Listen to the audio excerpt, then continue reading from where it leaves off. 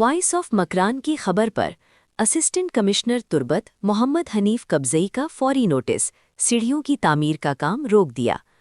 تربت شہر کی مصروف ترین کاروباری گلی دھوبی گلی میں زیر تعمیر سیڑھی کے کام کو غیر قانونی قرار دیتے ہوئے بند کروا دیا گیا۔ اسسٹنٹ کمشنر تربت کی موجودگی میں انتظامیہ کی جانب سے موقع پر کارروائی کرتے ہوئے تعمیراتی سرگرمیاں روک دی گئیں۔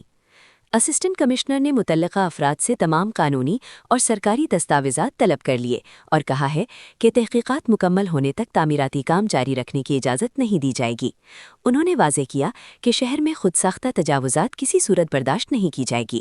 محمد حنیف قبضئی کے مطابق اگر تعمیرات غیر قانونی ثابت ہوئیں تو سیڑھیوں کو مسمار کیا جائے گا۔ تازہ ترین خبروں اور تبصروں کے لیے voice of Makran YouTube channel, Facebook page اور واٹس ایپ چینل کو فالو اور سبسکرائب کیجیے۔